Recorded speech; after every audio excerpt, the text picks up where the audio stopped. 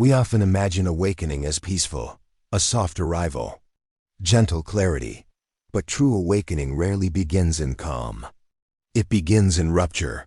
The old self cracks, illusions fall, and something deeper demands to be seen at last. Carl Jung taught that there is no coming to consciousness without pain. The moment we see what we denied, a kind of fire begins inside. Not a fire of destruction, but of revelation. Something false must die so something true can breathe. We hope truth will comfort us, but first it confronts us. It reveals the masks we wore to belong. It shows us the roles we played to survive. This clarity does not flatter, it humbles. It dissolves the surface self we mistook for real. The pain of awakening is not a punishment. It is a passage, like birth, like death, a threshold where the known ends and the soul begins. You are not broken when you hurt. You are opening. You are remembering. You are becoming more whole than before. What hurts is not the light. What hurts is everything that cannot live in its presence. Fear, pretense, self-deception. These are the pieces that tremble as you awaken. Let them tremble. Let them fall. You do not need them anymore. Carl Jung warned that seeking only light is a spiritual mistake. Many people chase peace while fleeing truth. They avoid pain but long for meaning. Yet what we avoid in ourselves does not disappear. It waits. And it shapes our lives in silence. Light without shadow becomes blindness. When you only look upward, you ignore what roots you. You cannot rise without depth. You cannot heal without descent. Jung knew that wholeness includes contradiction. You must carry both the wound and the wisdom. Modern culture sells positive thinking as a cure. But Jung saw that too much light burns. Too much certainty kills inquiry. Real healing requires humility. Not everything needs to be solved. Some things need to be witnessed, felt, and finally integrated. The desire to transcend is often a disguised escape. You do not become whole by bypassing the dark. You become whole by turning toward it, by listening, by learning its language. Your soul does not want to rise above life, it wants to live all of it. To only seek light is to remain incomplete. The shadow you avoid holds your vitality, your creativity, your passion. Jung taught that the gold is in the dark. If you want to awaken, you must be willing to walk into the cave where your soul still waits. Awakening often begins not with answers, but with collapse. What once felt solid begins to dissolve. Beliefs you trusted feel hollow. Roles you clung to no longer fit. A quiet unraveling begins, and you are no longer who you thought you were. This collapse feels like loss, but it is actually clearing. Something old is dying inside you, not your truth, but your adaptation. The self you built to survive, the mask you wore to be loved. The structure that kept you distant from your soul. At first it feels like falling, like chaos without center. You try to hold on to what is slipping, but nothing stays. The pain comes from resistance, from trying to rebuild what your soul is asking you to let go, from mistaking death for failure. Carl Jung understood that breakdown is often breakthrough in disguise. The personality that begins to shatter makes space for the self to emerge. Not the persona, but the core. The center that never left you, only waited behind the noise. You may feel like you are losing yourself, but what you are truly losing is the false self, the one shaped by fear, by culture, by shoulds, by stories. When that self falls, it is painful, but something honest begins to breathe in its place. You do not collapse because you are weak. You collapse because something deeper in you no longer consents to the lie. The image is crumbling, the soul is speaking, and the space between them can only be crossed with truth. There is no timeline for this, no quick recovery. You do not become conscious in a straight line. You become conscious in layers, in waves, in seasons. Sometimes you feel clear. Sometimes you feel lost again. But every time, something false stays behind. To awaken is not to become someone else. It is to stop pretending, to stop shrinking, to stop outsourcing your truth. The self that collapses was never truly you. The one who rises from the ashes is. When truth finally comes, it does not arrive with calm. It arrives with confusion. The moment you begin to see clearly, everything familiar begins to tremble. The stories no longer fit. The values feel foreign. You are between identities. This in-between space is terrifying. You cannot go back to sleep, but you do not know how to live awake. The things that once motivated you now feel hollow. The dreams you once chased no longer call you. There is silence where there used to be striving. Clarity does not come as a map. It comes as emptiness. As a clean field where nothing yet has roots. You know what is not real anymore, but you do not yet know what is. You are conscious but not yet grounded. This is the disorientation of awakening. Carl Jung spoke of the chaos that precedes transformation. Consciousness strips away the false, but it cannot immediately replace it with the true. You must stay in the unknown. You must sit in the ambiguity. You must learn to listen again. You may try to rebuild quickly, to fill the space with something new, but that is fear speaking. That is the ego trying to survive the death of the old. Let the new emerge slowly. Let it come from within, not from urgency or escape. Disorientation is not failure. It is evidence that you are no longer hypnotized. You have stopped performing. You are no longer chasing someone else's path. You are clearing the noise so the voice within you can finally speak. You may feel distant from others, distant from purpose, even distant from yourself. That distance is natural. It is not absence, it is space. It is the space where your next self will grow. But first, the soil must rest. The seed must remain hidden. Clarity is not the end of pain. It is the end of numbness. You begin to feel everything, not just what is beautiful, but what is unresolved, what is unmet, what is real. And feeling that fully is the beginning of becoming fully alive. We are taught to see pain as a sign something is wrong. But in the journey of consciousness, pain often means something essential is waking up. It is not a flaw. It is a signal. It means your inner world is no longer willing to stay asleep. Carl Jung believed pain was a form of initiation. It marks the boundary between who you have been and who you are becoming. When you feel the ache of awakening, you are not breaking down. You are breaking open. You are making space for depth. Pain expands your container. It stretches your awareness beyond habit.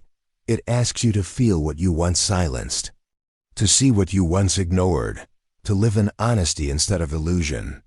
It does not come to hurt you. It comes to stretch you.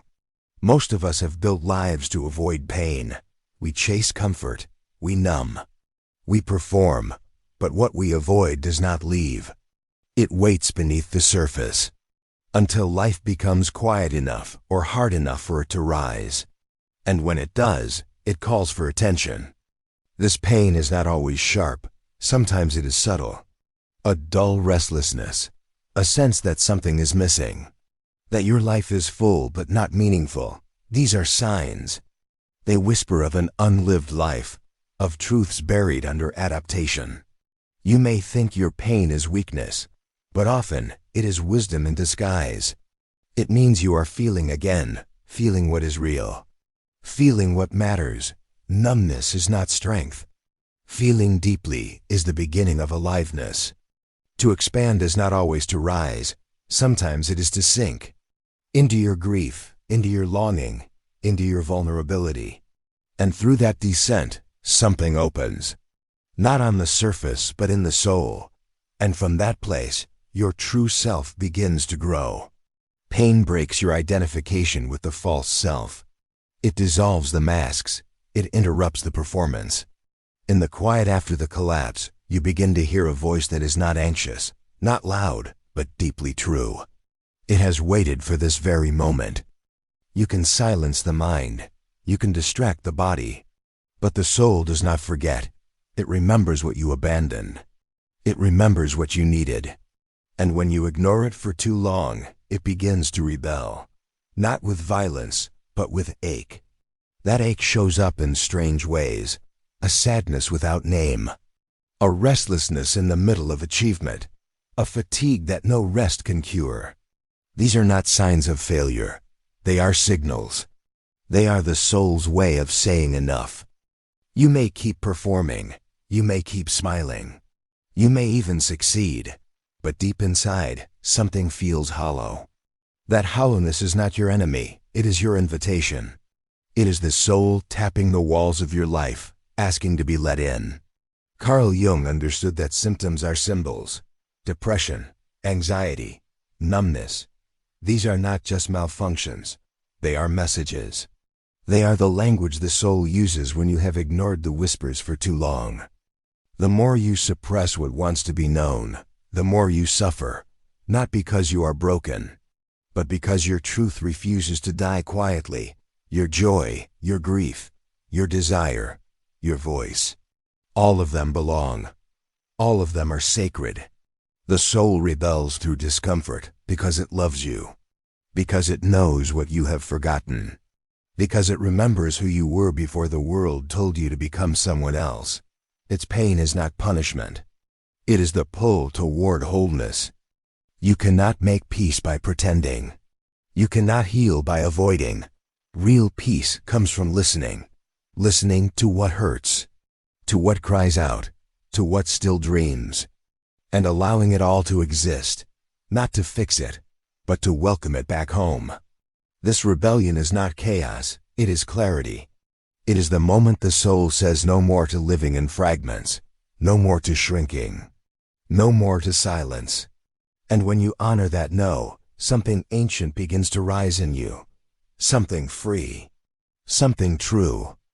The truth that can set you free is often the one you most resist, not because it is dangerous, but because it is unfamiliar. It threatens the identity you spent your whole life building. And without that identity, who are you? You avoid what matters not because you are lazy, but because you are afraid. Afraid of what you might feel. Afraid of what might fall apart. Afraid of what you might become. The closer something is to your soul, the more it shakes the ego. Carl Jung taught that the shadow is made of all the parts you exile, but those parts do not vanish. They grow stronger in silence. You avoid them because they carry power. Not darkness in a moral sense, but intensity you are not sure how to hold.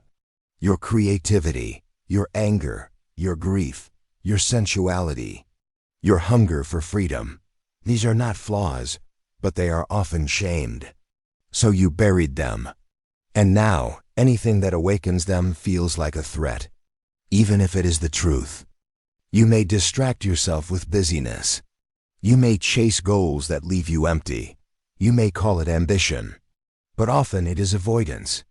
It is easier to build a perfect image than to feel your rawness. It is easier to numb than to awaken.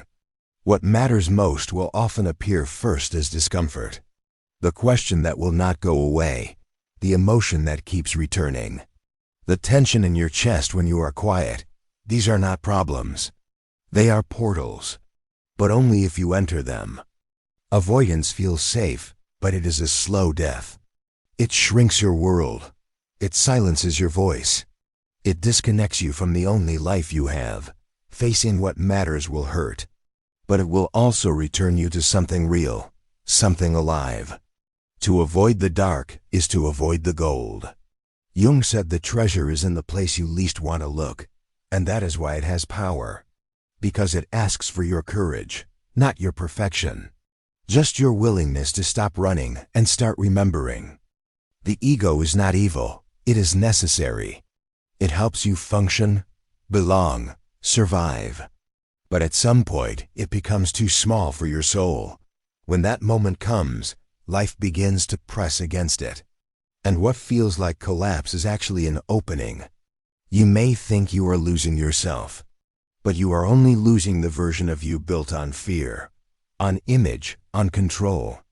Ego death feels brutal because it dismantles everything familiar. But it is not destruction. It is realignment.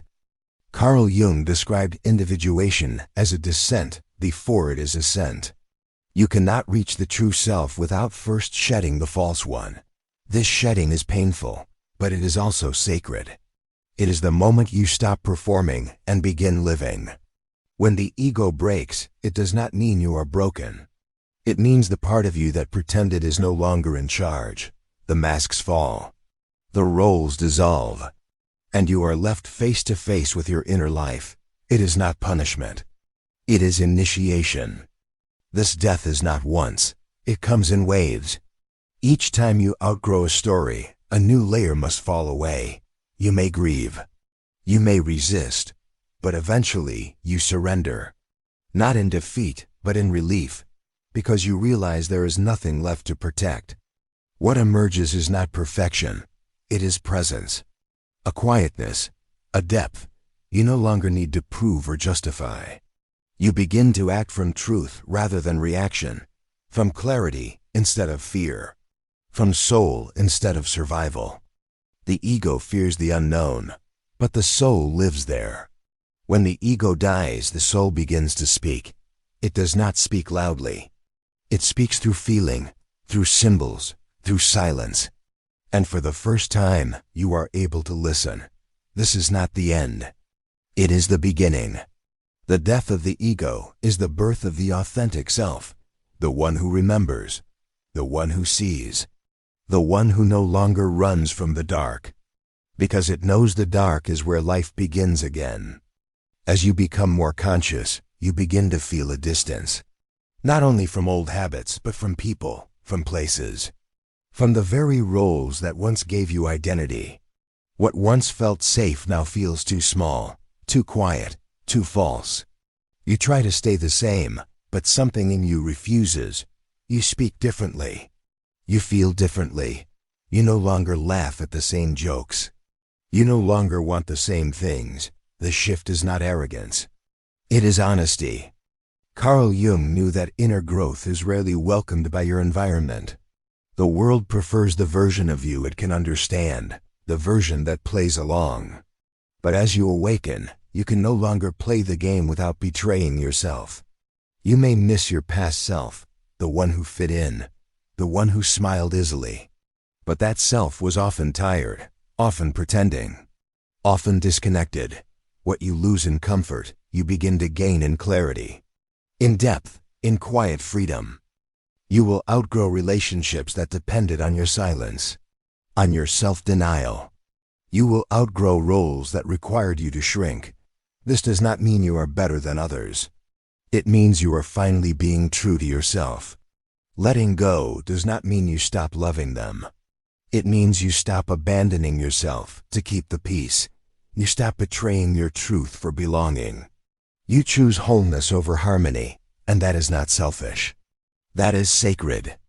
You may walk alone for a while, not because you want isolation, but because integrity no longer lets you stay where you do not feel seen. And though it hurts, that loneliness is not emptiness. It is preparation for a deeper kind of connection. You are not meant to carry every version of yourself forever. Some were built to survive a world that no longer reflects you. Outgrowing is not rejection. It is a sign of life. A sign that something inside you has finally decided to live fully. Individuation is the journey of becoming who you truly are. Not who the world asked you to be. Not who your family hoped you would be. But the self beneath all conditioning. And that path is walked alone. Carl Jung taught that no one can individuate for you. Others may support you, inspire you, challenge you. But the inner work is yours alone. No map fits your soul exactly. No guide knows your darkness like you do. This solitude is not a punishment. It is a space of honesty. When the noise fades, the true voice begins to speak. When the crowd disappears, the self starts to form, not in performance, not in reaction, but in quiet remembering. You may long for company, for understanding, for someone to walk beside you. And sometimes they will. But there are places inside you no one else can enter. No one else can face your shadow. No one else can reclaim your soul. The world often praises conformity, but Jung honored uniqueness. He believed that wholeness means claiming the parts that make you different, that make you strange, that make you fully alive, even if they make you harder to explain. You are not meant to live someone else's story. You are meant to write your own. And that takes courage. To be misunderstood, to walk slower, to pause when others rush ahead, to ask deeper questions than the world is willing to answer. Solitude is the soul's cocoon, a place of transformation, not isolation. It is where illusions fall and essence emerges. It is where the false self dies and the deeper self begins to take shape, slowly, gently, unshakably. Jung never promised ease. He promised meaning, and meaning is born in silence, in separation, in spaces where you meet yourself and no one else. These are not empty places. They are sacred, and they are yours. Becoming conscious is not about adding more. It is about seeing clearly what has never truly mattered. And in that clarity, you begin to uncover meaning, not given by the world, but born from your own soul. Carl Jung believed modern life had lost its connection to depth. We chase goals, but forget purpose. We build images, but lose essence. The unconscious takes over when meaning is missing. And what rises is anxiety, numbness, and despair. Awakening restores the inner compass. It does not give you easy answers, but it gives you direction. It helps you sense what nourishes instead of drains, what feels real instead of impressive, what resonates instead of repeats. Meaning is not something you find in books or quotes. It is something that emerges when you live from your center, when you stop pretending, when you follow the quiet knowing that lives beneath the noise, the knowing that never left you. The pain you endured was not random, it was a messenger. It stripped away what was false so truth could finally emerge. And now that the illusions have fallen, what remains is space. And in that space, new meaning begins to root. You begin to live more slowly, with more care, with more depth. You begin to ask questions that matter. Not how do I succeed, but what does it mean to live well? Not how do I appear strong, but what is worth giving my strength to? Carl Jung called this the restoration of soul. It is not dramatic, it is subtle, a shift in how you listen, a shift in what you value, a shift in who you allow yourself to be. Meaning is not noise, it is silence that speaks clearly. You do not need a perfect life to live meaningfully. You need presence. You need truth. You need the courage to let go of borrowed desires and remember your own. And that remembering is the beginning of coming home to yourself. After the collapse, there is quiet. Not the silence of emptiness, but the stillness of truth. For the first time in a long time, you are not running. You are not performing. You are not pretending. You are simply here. You begin to move slower. You no longer chase every impulse. You no longer need every answer. You trust the rhythm of your own becoming. Life no longer feels like a race. It becomes a conversation between your soul and the world. Carl Jung described this as wholeness, not perfection, but integrity. You begin to act from the inside out. Your values are no longer borrowed. Your yes means yes, your no means no. You are not hiding behind who you think you should be. You become more selective with your time, more discerning with your energy. You let go of what does not align, not out of anger, but clarity. Not from pride, but from peace. Your boundaries are not walls. They are doors to deeper connection. There is joy again, but it is not loud. It is not performance. It is quiet, rooted, present. You find joy in ordinary things. In being honest, in being still, in being alive. That joy is not the goal. It is the sign you have come home. You are no longer afraid of the dark because you have walked through it. And on the other side, you found your voice, your truth, yourself. Not the self others wanted, but the one that was waiting all along beneath the noise. The pain did not destroy you. It shaped you. It carved out space inside you for something real, something that cannot be taken. This is the gift of becoming conscious. You may carry scars, but they now hold your light. What comes after the collapse is not a perfect life. It is a real one. One where you are not asleep, not split, not lost in performance. You are here, awake, alive, and that is more than enough. You were never meant to be perfect. You were meant to be whole, but the world teaches you to hide your cracks, to polish your surface, to suppress your questions. And in doing so, you begin to forget who you really are. Carl Jung knew that chasing perfection was a spiritual trap. It disconnects you from your humanity, from your shadow, from your soul. It turns you into an image, not a person. It replaces presence with performance. The world does not need your mask, it needs your truth. Not your polished answers, but your living questions. Not your flawless image, but your felt experience. Not your strength alone, but your softness too. You do not heal by becoming more perfect. You heal by becoming more honest, by allowing what is real to rise, by letting the broken parts breathe, by letting the unloved parts be seen, and by giving yourself permission to be enough as you are. Wholeness is not clean. It is wild. It is tender. It is real. It means you make space for joy and grief, for clarity and confusion, for stillness and struggle. All of it belongs. All of it is part of you. Carl Jung believed the most dangerous person is the one who has never met their shadow, because without it, they live in illusion.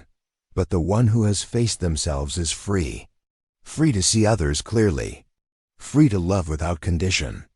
Your gift to the world is not your perfection. It is your presence, the depth you have earned by walking through fire, the compassion you carry because you once broke, the wisdom you embody because you chose not to run. Stop asking how to fix yourself. Start asking how to live truthfully. Stop chasing the light. Start including the dark. Stop performing for love. Start becoming love. This is the medicine the world forgot. This is what you came here to remember. The presence that heals others is not built in comfort.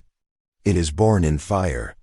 It is shaped by nights when you felt lost, by days when nothing made sense, by the quiet courage to stay, even when you wanted to run. Carl Jung taught that only the wounded healer can truly help, because they have walked through the darkness themselves.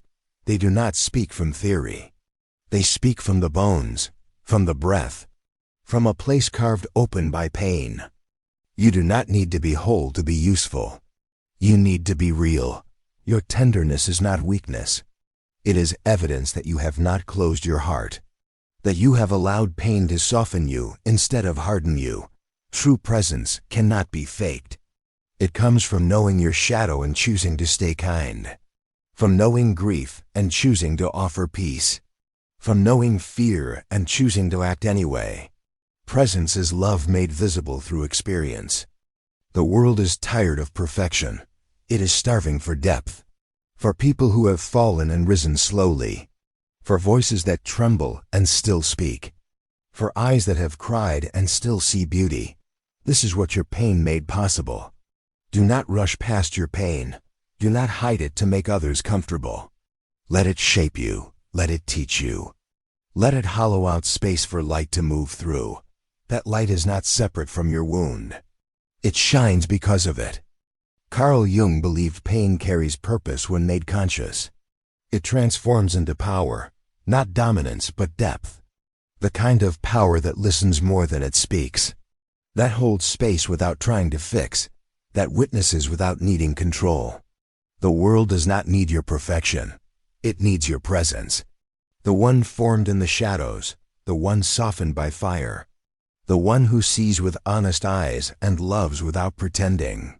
That presence is the gift only you can bring. What am I still running from in myself? What truth keeps knocking that I still refuse to open? What part of me do I silence just to feel accepted? If I stopped performing, what would remain of me? What pain have I buried so deeply that I now confuse it with strength? What would it mean to stop striving and simply be? Who am I when no one is watching? Who have I betrayed in the name of belonging? If I dared to tell myself the full truth, what would change? What life inside me still waits to be lived?